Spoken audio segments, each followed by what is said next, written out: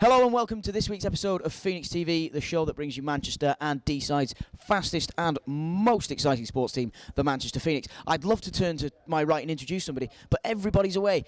Miss Corrigan is away, throwing herself down in the mountain in Val d'Isere. Tambo, as we know, is injured, and Andy Wood has completely disappeared, so it's just me. There's not really much to say other than that we've got the Sheffield Steeldogs in town tonight, a team flying high. A couple of good matchups with them recently. Hoping for another one in here in D-Side tonight. Let's go watch some hockey. So, the Steeldogs will start with Corhon, Squires, Bossas, Morgan Smith and Sedlar between the pipes. The Phoenix will go with Baronet, Kovar, Wood, Thomas, Russell and Stevie Phone in nets. The first period is underway. Thomas has the puck for the Phoenix. Plass is behind Kovar. It'll get past everybody and down into the Sheffield zone where Morgan could pick it up. Good forecheck by Kovar. Played it out front. Russell just about kept it in the line. Puck flipped ahead towards Bossas, who'll skate in down the left side. Back plays it down low towards Elliott. Man in the crease was Calvert, and he couldn't get a touch on it. Hope trying to reach in. Getting in the way was O'Flaherty. Hope flips it to the line, but he's not got it clear. Walking in his Wood. Blocker save made by Phone. Rebounds there, and Phone makes the stop again. Two chances for Greg Wood, but he just couldn't find the twine, and Phone keeps it 0-0. It is Lashek who wins the draw. Duncombe from the blue line. Shot tip comes in and they score. Lashek it is, parked in front, who gets a piece of it, tips it down past the outstretched glove hand of Stephen Phone, and the icing call comes back to haunt the Phoenix. The Steeldogs take the lead. Manchester 0, Sheffield 1. Boothroyd not able to keep it in at the line, but he can flip the puck into Hope. Nicely worked by Satek to find Corson Heron into the zone, who holds Gron in tight. Save made by Sedlar. Corson Heron forced out of the way by Andy Hurst.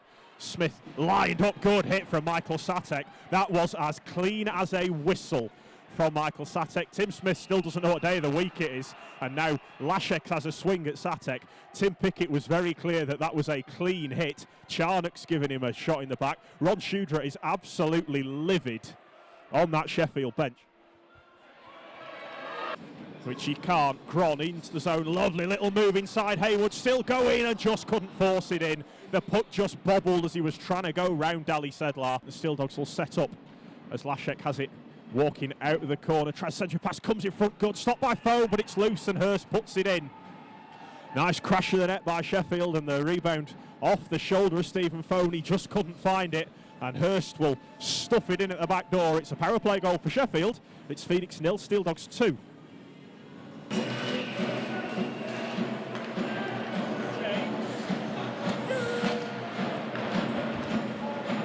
Steeldogs with the puck in their own zone. Lashek with a long pass down the right hand side to Hurst. Lashek will skate onto it into the zone. Puck just rolls up. Gets it away from Elliott, flips it ahead, but Calvert's kept it in the zone. Elliott with a nice little drop pass to find Ashley Calvert and shoots it in off the post. Well, the Phoenix punished as they did not get that zone clear. Nice interplay between Elliott and Calvert, and it's the shot from Calvert that's gone in off the pipe. Not the start to the second period that the Phoenix wanted. Manchester 0, Sheffield 3. Well, Squires closing him down as he fires it up the board to find Gron. Into the zone he comes, drops it back towards Kovar, who walks in, takes a shot, it's loose. Can Satek force it in? Yes, he can. Michael Satek parked in front. Kovar and Gron did the build-up, and Satek managed to get the puck out of his feet and bundle it past Ali Sedlar. It's not a power play goal, but the Phoenix are on the board. It's Manchester 1, Sheffield 3. Corhon goes cross ice towards Bossas, who got it caught in his skates, but he'll keep it away from Russell and then from Satek, and now Squires picks it up for Sheffield. Back towards Bossas, sharp angle, and he scores. Too much traffic in front of Stephen Phone. He couldn't see that shot coming, and by the time he'd reacted, it was straight through his legs. It'll be a goal for Bossas. It's Phoenix 1, Steeldogs 4. His long pass is over the stick of Gron. Duncombe can play it down the middle, tips ahead by Squires to find Bossas. He snaps a shot and scores right through the legs of Stephen Phone, who gets up somewhat ruefully. It is a short-handed goal for Bossas to the Sheffield Steeldogs, and it's Phoenix 1, Steeldogs 5. Grant plays the puck out ahead towards Neal, and the Phoenix will skate this away with time winding down in the second period. Neal nicely sweeps it across. Gron drives towards the net, backhand and scores. Lovely work by James Neal. He flipped it across. Gron beats Sedlar, who took the post off, but Tim Pickett says it doesn't matter. It's a second goal of the night for the Phoenix, and it's Manchester 2, Sheffield 5. Third period is about to get underway. Hope springs eternal and all that. It is Kovar who wins the face-off. Thomas across to Ben Russell,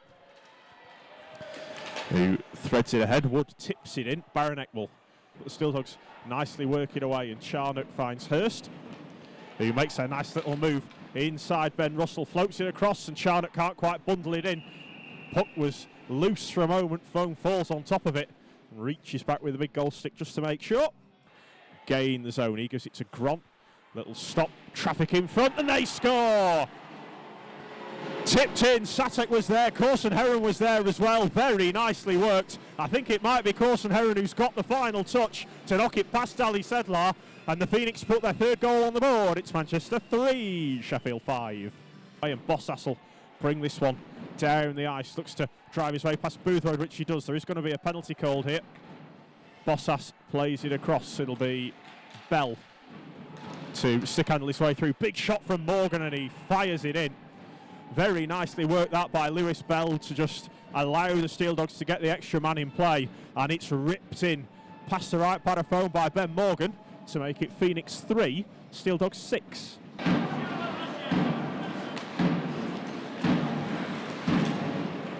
Lashek stick handles his way in for Sheffield, snaps a shot and scores. Well, not a lot that Stephen Foam could do about that one. The Phoenix defence giving Stanislav Lashek far too much room, and he snaps it block aside past the Phoenix netminder. It's a late flourish, but unfortunately it's from the Steeldogs, and it's Phoenix 3, Sheffield 7. And Ben Morgan forced to play it across to Squires, who fires one in, kicked out by Foam, and Russell can clear it away all the way down into the Sheffield zone. That'll do it for the game. And no doubt about it, in the end, by far the better team on the night picks up the 2 points. The Sheffield Steeldogs continue their recent good run and will pose a stern test for whoever draws them in the end of season playoffs. The Phoenix will head to Bracknell tomorrow night for the second game of the weekend, but the final score at D-side on a Saturday night is Manchester Phoenix 3, Sheffield Steeldogs 7.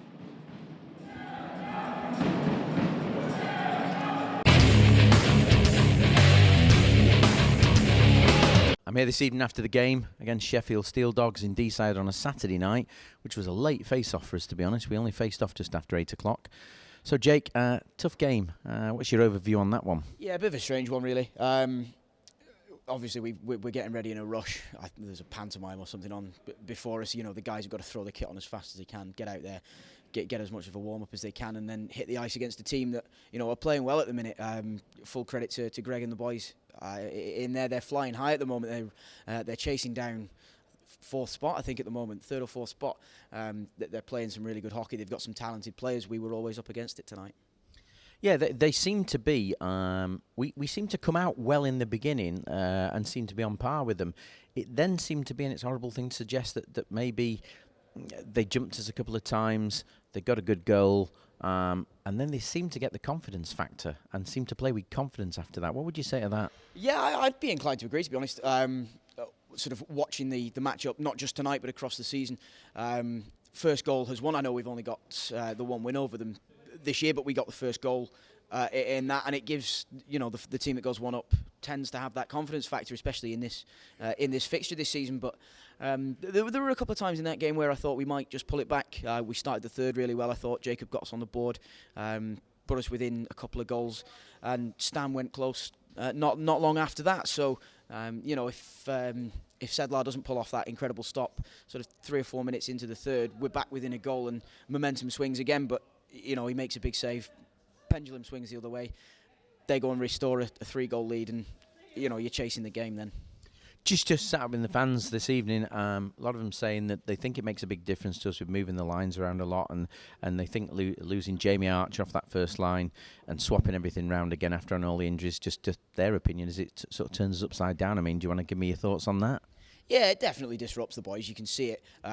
Annoyingly, we had a chat a couple of weeks ago with Phil when he arrived, saying, you know, it's really good to have 3 lines, and it looks like it's starting to click. And we had 3 set lines. You know, we had a first line all the way through to the third. The boys knew what their role was, and it started to click, and we saw systematic hockey. And then, before you know it, you lose another injury, and somebody's got to change lines. And you know, Jacob's playing up on the second line. Full credit to him. He got a goal and an assist tonight. Really good game, deserved man of the match. But it's tough, you know, when you're a sportsman. You settle yourself into a rhythm. You get used to the guys that you're playing on the ice with, and when that changes, sort of at the drop of a hat, your entire game changes, and you've got to adapt on the fly, which, as I say, against a team like Sheffield that are playing really well, is a tough thing to do. We've now put the shares back on sale again, so the shares are on sale. So if you want to help the club, or you want to invest in a sports club that's going back to Manchester, then please get in contact with the office, because we'd love to talk to you. And yeah, things are going well back in Manchester. You just very briefly before we do the last interview. You were with me at one of the meetings during the week on signing one of the confidentiality agreements. I mean, without giving too much away, what's your thoughts on the meeting you went to and how you felt? Yeah, it's hard to keep your mouth shut about the whole thing, really. You know, people ask and give you a nudge, going, "Oh, can we have a clue?" And I'm very sorry, no, but you know, it's something for us to get really, really excited about. We've had it rough over the last sort of 6, 8, 9 months. It's been hard, but those that have stuck by us, when we get home and we get this new building, they're going to fully understand why they stuck with us, and you know, why we bought bricks, for all the flack that we take on social media. It's all going to come back, and you know, the whole hockey world is going to look at us and go, yeah, all right, fair enough. We said they wouldn't, but they've gone and done it. Well, we'll finish this evening's programme by really thanking everybody that's helped us to get through this season. It has been tough. And for all of you that are helping us get back to Manchester in our new home, look forward to seeing you all there.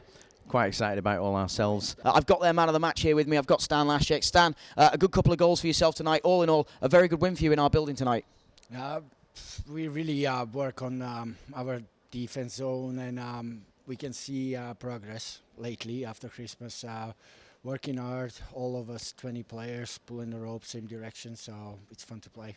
Yeah, I mean, obviously you played somewhere else last year. You've swapped across to the Steeldogs. Last year, the Steeldogs, bit of a rough 'em and tough 'em kind of hockey team. This year, Greg seems to have sort of moved away from that. You're playing a lot more hockey, and it shows. You know, your power play unit out there. I think you got a couple on the power play tonight. Are those things that you work on specifically in training? Yes, that's one of the things we work on. We've changed a lot compared to the last year. We call it in Sheffield new era of Steeldogs, and we're trying to play spectacular hockey for the fans, and even for us, it's more fun where we are known in the league like bunch of goons, but we want to be a bunch of great hockey players in EPL, and this is what happens this year. Yeah, absolutely, and I think everybody, you know, across the league sees that this year. There's been a big change in Sheffield, especially sort of climbing the table. You know, we're getting towards the business end of the season now. Playoffs on the horizon, the playoff weekend in Coventry on the horizon. Are we setting our eyes on it? It's a little dream to think about it now. As a hockey player, I really go weekend to the weekend and training to training, and once we get there, we get there. If we don't get there, we'll try next year, but we try to stay positive, and this is how we build it. Brilliant. Stan, thanks very much for talking to us. We'll see you next time. I've got our man of the match with us, Jacob Corson-Heron. Jacob, not our best game tonight. You know, obviously the result's not what we want. But for yourself, playing really well at the moment. A good few points in your last couple of games. Bumped up to the second line now. Has that made a big difference for you? Yeah, I feel like I can kind of complement that line. They need a kind of like a mucker for the line that's going to do the dirty work, and I don't mind going in the corners and like just taking a hit on the wall to get the puck out. Little things like that make a difference for them guys who want to skate onto it. So I don't mind kind of doing the dirty work for them boys, and it's working well. Doing the dirty work, definitely worked tonight. Goal and assist for yourself tonight. Again, a strange game, obviously, with James out and the line swapping. It's not done us any favours. We looked at times a little bit confused out there. Does sort of the swapping and the changes of the lines really make that, you know, make it really hard for you guys? I can't really say they do with it this year, because it's always been like that for the whole season. I saw you guys last week on Phoenix TV saying about it's like we've just managed to get some lines set, and then bang, James goes and injures his whole upper body by the sounds of it. So it's not good, but we gotta do better than that. I thought we switched off quite a lot. Like we'd be on the puck, skating it into their end, the next minute they're on a 2-on-1 or a 3-on-2, and then caught on odd man rushes. So we just got to be smarter, really. I didn't think it was more to do with the lines. I just thought it's to do with just switching off, really. Lack of concentration. Yeah, massively. Tomorrow night, down in Bracknell, no room for error there. Obviously, we'll push last night out of the memory as fast as we can. Tomorrow, new day, new game. What's the game plan for Bracknell?